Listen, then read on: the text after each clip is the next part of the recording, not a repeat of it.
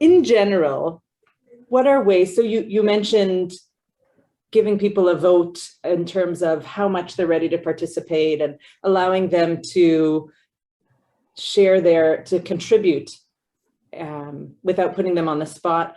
In general, what are some ways we can be sensitive to people in Pesach time or Yom time in general, not specifically tied to the Seder?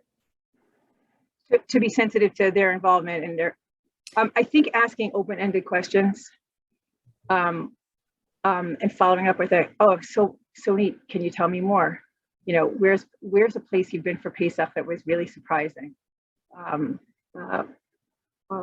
If you were, my mom asks this every year, like, if you were there, would you have left? 1/5 of the Jewish people left. That means 4/5 stayed.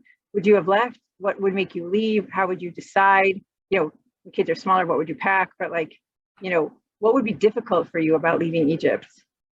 If Mashiach comes tonight, and we have the choice of going right away or waiting a bit, what would we do?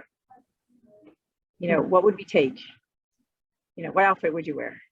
So poignant thinking about the situation in the Ukraine, people who really had to pick up and leave, what did they bring with them? And was now the time? Should we wait?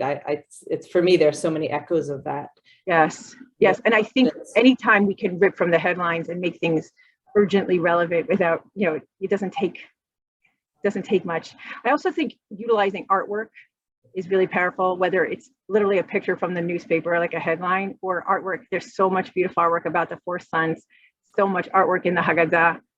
Yes, a lot of the Haggadot have so many. The same woman who wrote the book Quiet just came out with a new book called Bittersweet. I'm blanking on her name, I'm so sorry. It's brilliant. And one of the things I was thinking about when listening to a podcast that she was on was about that there's such a bittersweetness at the Seder.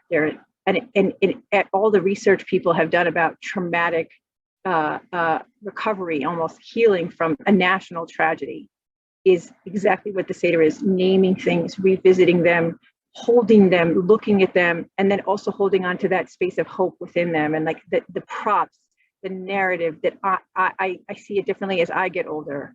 I relate to this. This is how we cope with the PTSD of having a national tragedy and turn it into healing. That bittersweetness of the night is so evocative, and I think that that's consistent, with all of our rituals in Judaism. But naming that and making space for both is profoundly meaningful.